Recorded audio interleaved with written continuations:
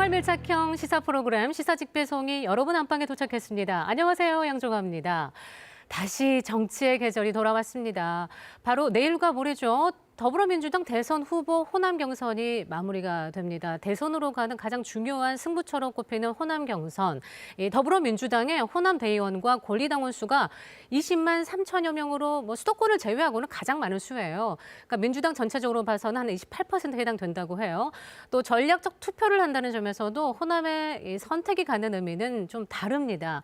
노무현 전 대통령이 돌풍을 일으킨 것도 바로 호남이었거든요. 호남의 승자가 대선 후보가 된다는 이런 공식이 과연 이번에도 이어질까요? 더불어민주당 대선 후보 호남 경선, 과연 호남 민심은 어떤 선택을 내릴지 오늘 시사직배송에서 이야기 나눠보겠습니다. 시사직배송이 전해드릴 오늘 배송은 정치배송입니다. 특별히 두 분과 함께하겠습니다. 조선대학교 공진성 교수님 어서 오세요. 안녕하십니까? 자, 그리고 킹핀 정책 리서치 오승용 대표님이십니다. 네, 안녕하십니까? 반갑습니다. 오늘 특별히 저희 배송 잘 부탁드리고요. 자, 7월 12일부터 시작된 더불어민주당의 경선 레이스. 그동안 네 번의 순회 경선에 1차 슈퍼위크까지 해서 경선 레이스 한 중반을 돈 셈이거든요. 지난 75일간의 더불어민주당의 대선 후보 경선 먼저 화면으로 정리했습니다.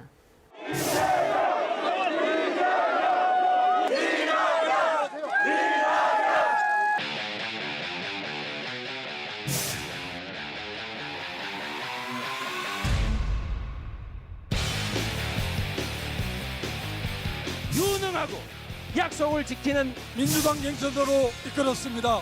이제 아니까 정세균입니다. 승리를 가져올 안전한 후보 기호 4번 후보가 되어야 우리 민주당이 승리할 수. 떡 부러지는 주민에게 충청대전.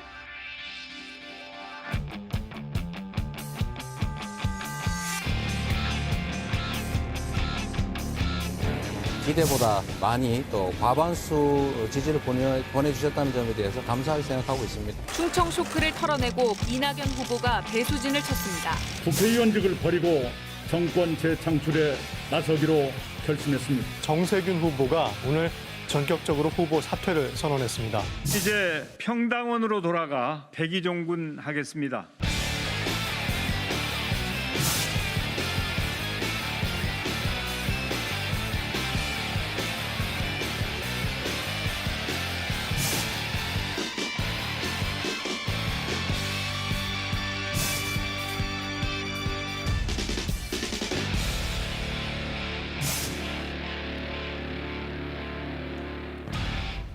경선이 처음 시작됐을 때부터 이제 이재명 후보가 과반 득표를 하면서 초반에는 아우 심심하다 이런 반응들이 굉장히 많았거든요. 근데 호남 경선 직전까지 민주당의 대선 후보 경선 두 분은 어떻게 보셨어요? 우선 선거라는 것은 네. 어떤 점수를 따는 것이 아니라 상대와의 경쟁에서 이기는 것이기 때문에 우리가 흔히 알고 있는 수능 고득점 전략과 같은 그런 전략이 필요한 것이 아니라 상대보다 비교 우위를 갖도록 하는 포인트를 잡아가는 게 중요할 것 같은데요. 두 후보의 키워드를 보면 아마 두 후보의 전략을 가장 잘 파악할 수 있을 것 같습니다. 이재명 후보는 새로운 대한민국 이재명은 한다라는 슬로건에서처럼 이재명은 할 수 있다, 즉 능력, 이라는 부분들을 강조하고 있죠. 그러면서 이낙연 후보가 총리나 전남도지사 시절에 한 게 없다, 이런 것들을 강조했던 것이고요.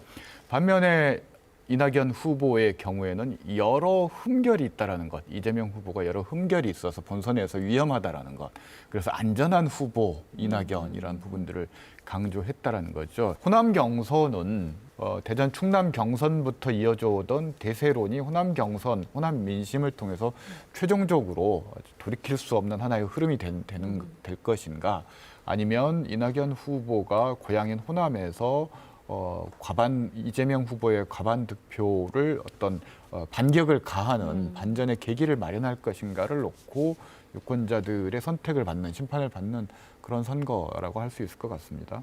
사실 이 경선 레이스의 초반부터 이낙연 후보 쪽의 어떤 전략이, 목표가 처음부터 1위를 하려고 했던 건 아니었습니다. 왜냐하면 네. 여론조사 결과에서도 어느 정도 뒤져 있었기 때문에 어떻게 하면 이제 이재명 후보의 과반을 저지해서 결선 투표로 가서 어떻게 보면 이제 양자 구도로 1대1 승부를 다시 한번 걸어볼까 이제 이 작전을 짰죠.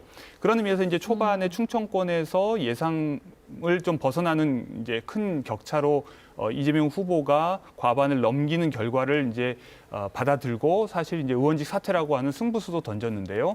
그 이후에 이제 호남의 여론이 조금 뭐랄까 자극받은 측면은 있습니다. 그리고 이제 또 지난주 말부터 이제 뭐 대장동 의혹이라든지 이런 것들 때문에 조금은 뭐랄까 호남의 유권자들도 흔들리는 부분은 뭐 없지 않아 있었을 거라고 생각하는데 이제 그렇기 때문에 호남에서 좀 더 이낙연 후보 쪽으로 많은 결집이 상대적으로 이루어진다면 네. 이제 이재명 후보의 과반을 억제하는 수준으로 그러면 이제 결국 이제 그 순위는 달라지지 않을지 모르지만 한 번 더 기회를 가질 수 있는 가능성 여기에 이제 이낙연 후보 쪽에서는 희망을 걸고 있는 것 같습니다. 네. 민주당 내 가장 큰 개파를 가지고 있다고 평가됐던 정세균 전 국무총리가 9월 13일이에요. 1차 슈퍼위크가 끝나고 전격적으로 후보에서 사퇴를 하면서 민주당의 경선판이 좀 변했습니다. 정세균 후보의 5% 가까운 그 표심이 어디로 향할 것인가 이게 지금 이목이 집중되고 있거든요.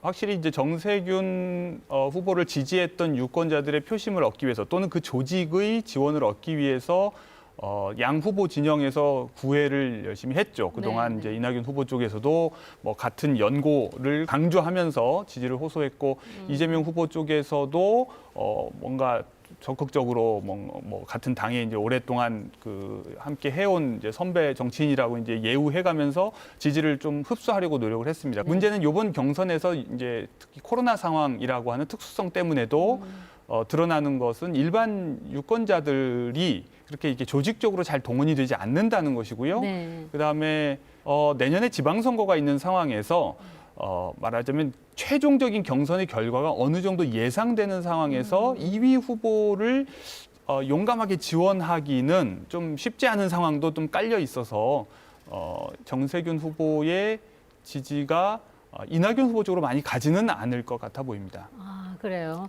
명분은 아마 이낙연 후보가 가져갔을 것 같습니다. 2명의 호남 후보가 1명으로 줄어들었기 때문에 아무래도 호남 후보 간의 어떤 분열 이런 부담을 덜어냈다는 점에서는 이낙연 후보가 뭐 득이 있을 것이고 그럼에도 불구하고 정세균 후보가 차지하는 비율 득표율 자체가 그렇게 높지 않았기 때문에 어떤 판을 이렇게 바꿀 정도의 큰 변동은 없을 것 같고요.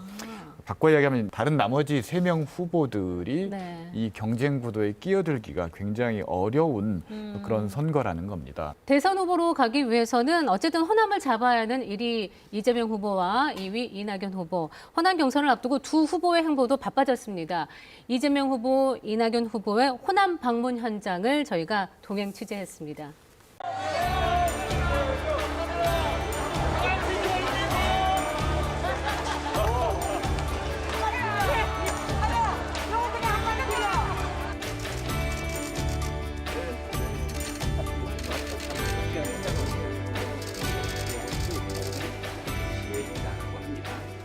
기자회견과 관련된 내용을 오늘 여러분께 드린 약속도 실력과 성과로 입증된 제가 반드시 실천해서 광주시와 전남을 더 활기차고 잘 사는 지방으로 만들겠습니다.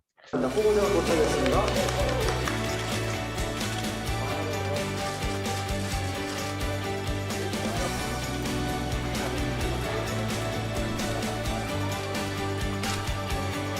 민주 세력의 심장인 호남이 확실한 변화, 확실한 정권 재창출, 확실한 이재명을 확실하게 선택해 주십시오.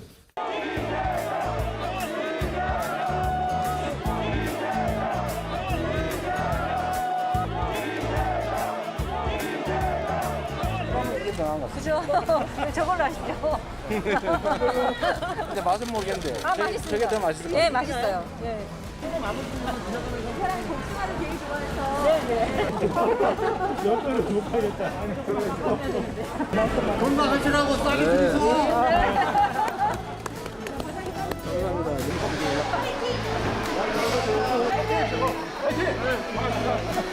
이재명 화이팅!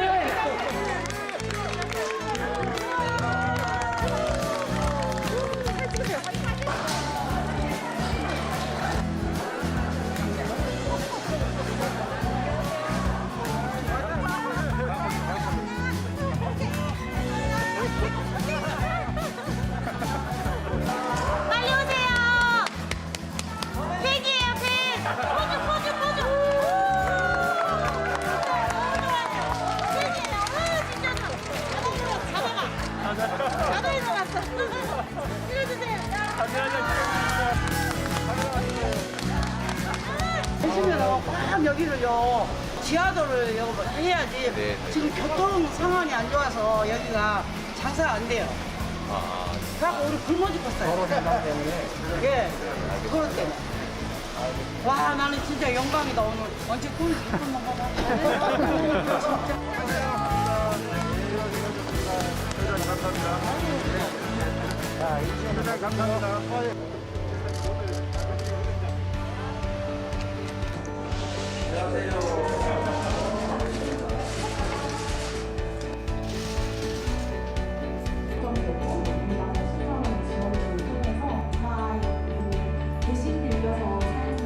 단 하나의 정책으로만으로 청년부채 문제를 해결하기는 어려운 것 같습니다. 지역에서 특히 이제 안전망으로서 이러한 정책들이 자리할 수 있도록 많은 분들께서 관심을 가져주시면 좋겠습니다.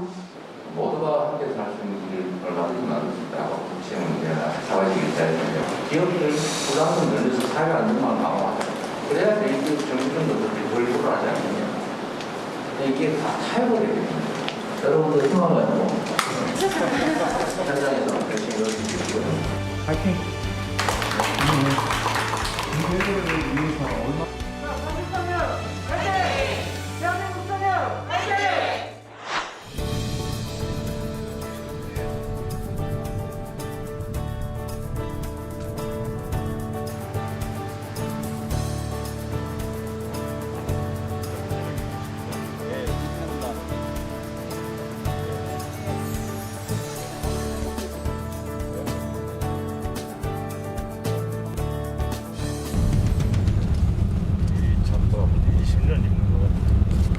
제 아내는 그저 꼰대 같다고 그랬는데 그때 패션에 맞는 것은 오래 못 입는데 정통파 잠바 이런 거 있잖아요. 네. 그런 건 오래 입을 수 있어요.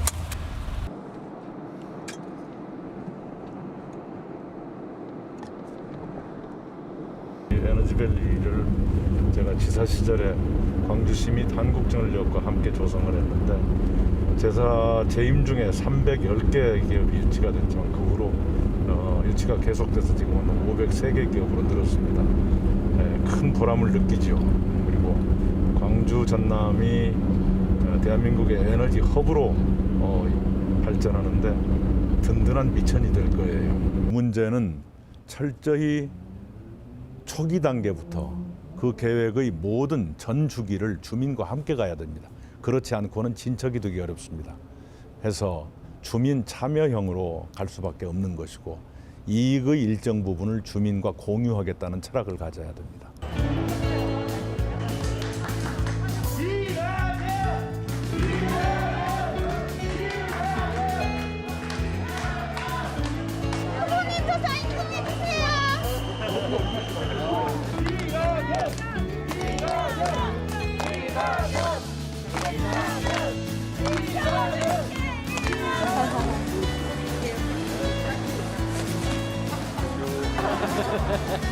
오늘 너무 무겁겠는데? 이거 오이원이 들어야겠다. 이거 너무 무겁겠는데? 민어 보십시오. 민어 한 이 정도면 8kg 하겠네요. 네, 8kg. 오, 야. 청년들이 네. 이렇게 시장에서 가게 여시고 네. 든든해요. 네. 과거에 비해서 뭐 다르게 하는 것도 있어요? 지금 시장에 이렇게 포장해서 회 떠서 파는 곳이 없었는데 작년부터 좀 활성화가 돼가지고 회를 이렇게 많이 떠서 시장에서 드시거든요. 네. 네. 물에 술 탄 듯, 술에 물 탄 듯 아하하. 하면 사이다반을 좀 많이 하십시오. 내가 우리 아버지 칠남매네 대하라. 칠남매? 딸 다섯 아들 성게. 우리 엄니하고 똑같소. 저런 게 참 맛있는데. 요게 맛있는 거. 10,000원어치만 줘봐요. 언니가 제일 잘 빠지는 것 같아. 이게 밥 반찬 최고지. 계세요. 꼭 계세요. 최선을 다하겠습니다. 호남에서 나서 호남에서 자랐고 호남에 제 뼈를 묻겠습니다. 그래서 호남을 위해서 뭔가 더 보탬이 되는 그런 일을 하고 정치를 떠나겠습니다. 저에게 마지막 기회를 주시기 바랍니다. 민주당 경선이 지금처럼 밋밋하게 가서는 내년 정권 재창출 장담하기 어렵습니다. 저희들 경선이 좀 더 감동 있고 활기에 차도록 여러분이 한번 감동의 드라마를 만들어 주시기 바랍니다. 결선 투표 가면 활기가 생기고 감동이 생기고 경쟁력도 생길 겁니다. 두 후보들의 그 현장 분위기가 굉장히 달라요. 그러니까 1위의 뭐 차이인 건지 아니면 홈그라운드의 차이인 건지 글쎄요. 두 후보의 어떤 선거 전략이라던가 스타일 어떻게 보세요? 이재명 후보는 실행력을 강조하고 있고 네. 이게 뭐 돈키호테형이다. 뭐 이게 나쁜 의미가 아니라 네. 그만큼 어떤 그 이런저런 상황 고려하면서 좌고우면하지 않고 밀어붙이는 그런 스타일이 있는 것 같고 예. 반면에 이낙연 후보는 정말 그 심사숙고하는 햄릿형인데 네. 이런 것들이 대중들에게 어떻게 비춰질까? 마침 네. 좋은 지표가 하나 있습니다. 지난주에 발표된 한국갤럽 여론조사 결과를 좀 참조를 하면 이게 호감도 조사라는 걸 하는데요. 그래요? 이게 이제 후보의 이미지를 어떻게 대중들이 인식하고 있는가 이걸 좀 잘 중요하죠. 알 수가 있을 것 같은데 호감도를 보면 이재명 후보가 34%였고요. 이낙연 후보가 24%, 약 10%포인트 차이가 났습니다. 이건 이제 야당 후보까지 다 포함해서 조사했던 네. 거고요. 반면에 비호감도, 난 싫다, 마음에 안 든다. 그런 것도 해야 돼요? 이게 굉장히 중요합니다. 그래요. 예. 이낙연 후보가 66% 1위였습니다. 반면에 비호감도는 이재명 후보가 많은 흠결이 있다라고 많이 얘기를 하죠. 가족 간의 폭언도 있었고 뭐 음주운전도 있었고 여러 가지 뭐 네, 결격 사유들도 얘기하고 불안하다고 하는데 정작 비호감도는 네.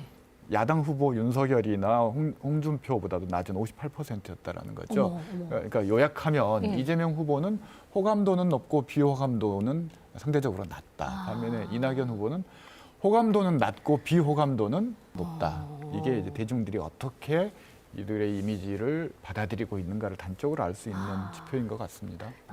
그래요. 근데 이렇게 모두가 호남의 러브콜을 이제 보내고 있잖아요. 근데 이런 상황에서 지난 일요일에 호남권역의 지상파 8개사가 공동 중계한 TV 토론회가 열렸습니다.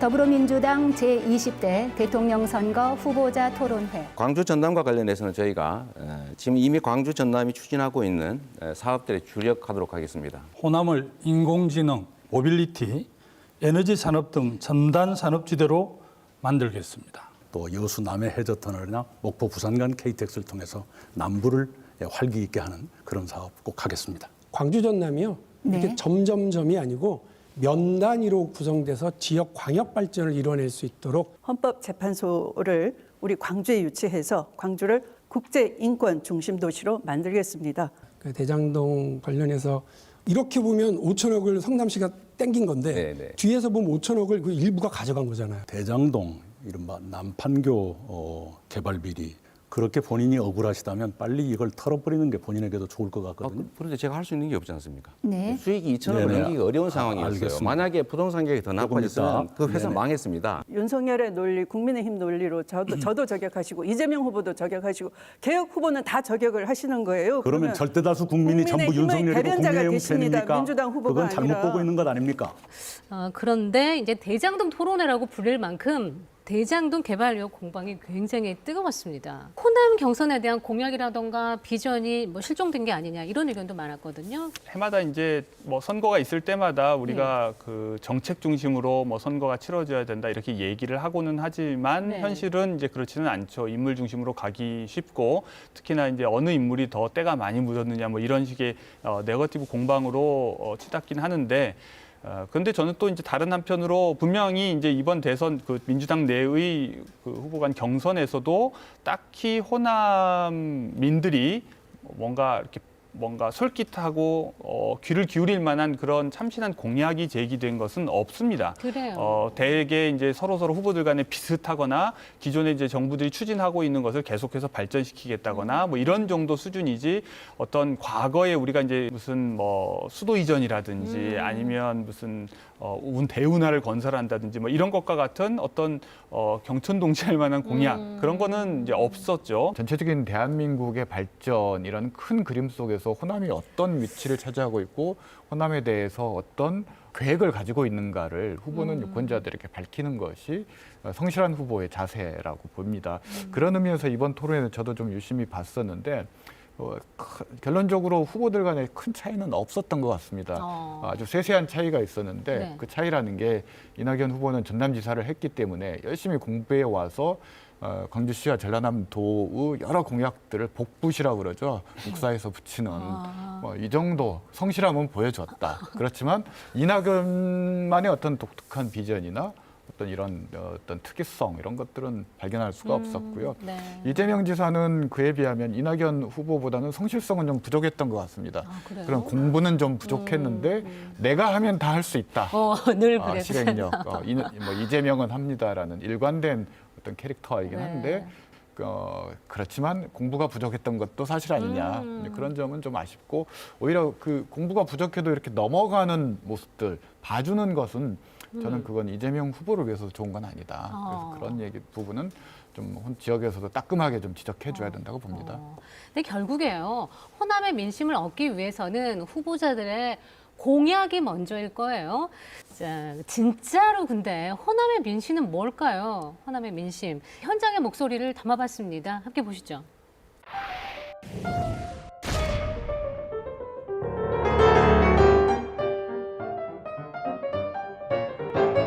추미애 후보를 지지합니다.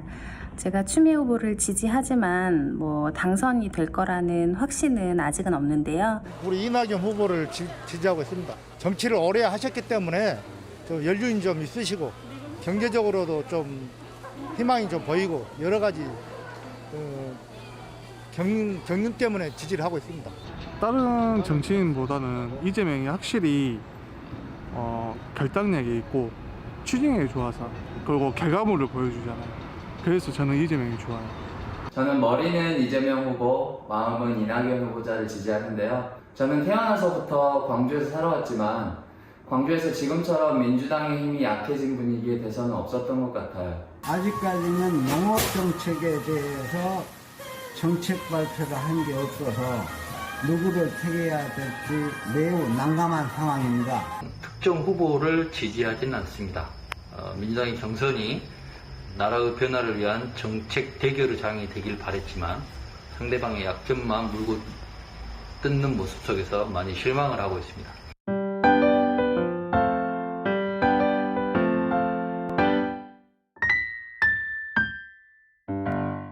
복지 정책 같은 거 사실 돈이 많이 들잖아요.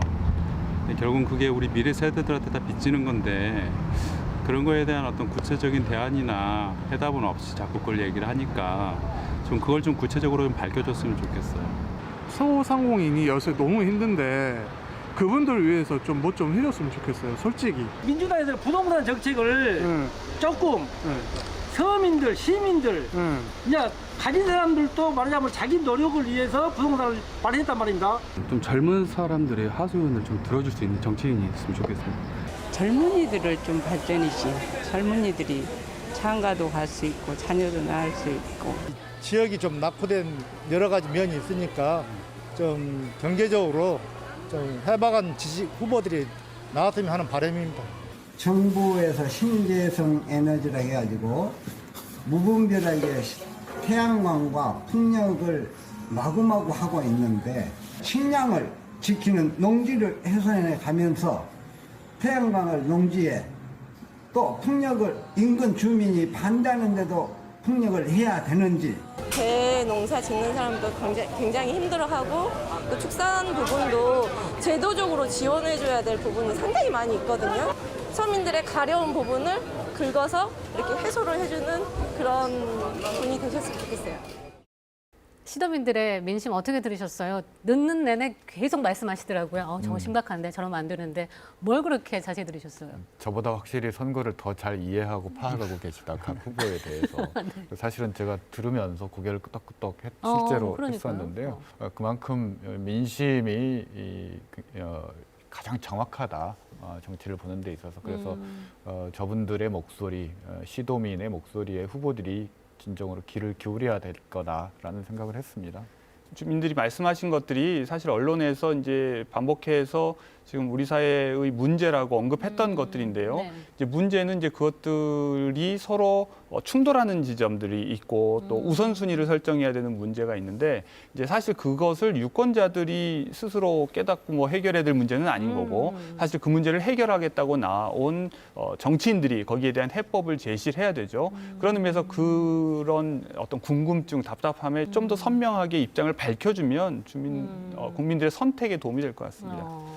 근데 이제 여론조사를 제가 잠깐 봤거든요. 근데 2, 3주 동안에 보니까 1위하고 2위 후보 간의 호남 지역 여론조사 추이를 보면은 민심의 변동이 좀 심하지 않나라는 생각이 들더라고요. 현재 나타나고 있는 여론조사 추이들을 보면 이게 순수하게 후보 요인, 즉 후보자에게 어떤 요인이 작용해서 지지율이 빠졌다 올랐다 이렇게 얘기할 수 있는 부분도 있겠지만 그렇지 않은 부분도 있다라는 겁니다. 그래서 전반적으로 대통령 국정 수행도가 하락하면서 여권에 대한 지지가 하락하면서 지지율이 빠진 것과 후보 개인의 어떤 문제가 있어서 의혹이 있어서 빠진 것을 구분하기가 굉장히 어렵기 때문에 이 부분은 저는 좀 굉장히 조심해서 지금 해석을 해야 된다라고 생각하고 있습니다. 그래요. 이재명, 이낙연 후보 간의 지지율 여론조사에 또 숨은 변수가 하나 있어요. 그게 뭐냐면 추풍이라고 얘기하는 이 추미애 후보의 선전입니다. 그러니까 슈퍼위크에서 3위로 올라서면서 호남에 적극적인 러브콜을 지금 보내고 있거든요. 호남 경선에 있어서 추미애 후보가 갖는 의미, 뭐라고 할 수 있을까요? 사실 이번 대선 후보군들이 전반적으로 이제 좀 뭐 언제나 그랬지만 이제 남성 일색이죠. 그런 의미에서 이제 기왕이면 이제 여자 후보를 좀 선호하는 유권자들이 마땅히 자기의 그런 선호를 드러낼 통로를 지금 찾지 못하고 있는 상황이거든요. 네. 그런 의미에서 이제 추미애 후보가 가지고 있는 일정한 적극적 지지의 양이 있는 것 같습니다. 그리고 또 하나가 반사적으로 그때그때의 상황에 따라서 최근에 손준성 검사발 이제 그 고발 사주 의혹이 일었을 때 이제 검찰 개혁이 다시 뭔가 좀 더 이제 국민들의 관심을 끌었을 때 반사적으로 추미애 후보에게 지지가 쏠리는 이런 현상이 좀 일시적으로는 있었거든요. 이게 이제 합쳐져 있는 건데 우리 지역과 관련해서 이야기하면 상대적으로 광주 전남이 그런 지지에는 조금 인색한 편이 아닌가 싶습니다. 그러니까 진보적인 도시라고 이야기하고 진보적인 지역이라고 얘기하지만 진보의 의미를 우리가 여러 가지로 생각했을 때 훨씬 소수자에게 더 뭐 민감하거나 그런 이슈에 좀 더 예민한다는 의미에서 진보적인 거하고 조금 거리가 먼 성향을 지금까지 보여왔거든요. 그런 의미에서 추미애 후보가 우리 지역에서는 그렇게 선전하기는 쉽지 않아 보인다. 그런 생각이 듭니다. 네, 추풍이 거세진다라는 건 다른 말로 이야기하면 이재명 후보의 과반 지지가 깨진다라는 의미거든요. 네. 그렇다면 저는 아마 후보 구도에 변화가 올 수밖에 없다라고 봅니다. 이른바 이재명, 추미애 단일화 가능성이 매우 높아진다라고 할 수가 있는데요. 근데 이제 아마 고민스러울 겁니다. 만약에 그 단일화가 실제로 의제가 된다면 단일화를 했을 경우 추미애 후보를 지지하는 선거인단들이 100%다 이재명 후보로 이동한다는 보장이 없습니다. 반드시 이탈표가 있게 마련이죠. 그러면 단일화를 해서 이재명 후보로 단일화하는 것이 유리한가 아니면 사퇴를 해서 분모를 줄이는 것이 유리한가를 놓고 고민할 수도 있다고 봅니다. 추미애 후보의 돌풍은 매우 제한된 조건에서 가능하고 그 한계를 넘어서는 순간 어떤 본인의 후보로서 진로에 대해 상당히 고민할 수밖에 없는 한계가 있는 그런 바람이라고 봅니다. 리서치뷰의 지난 8월 여론조사 결과를 살펴보면은 호남 지역 정당 지지도가 민주당이 62%고요, 국민의힘이 19%입니다. 그러니까 이제 더 이상 이 호남이라는 게 민주당의 텃밭이다, 그리고 안심할 집토끼는 아니다라는 거잖아요.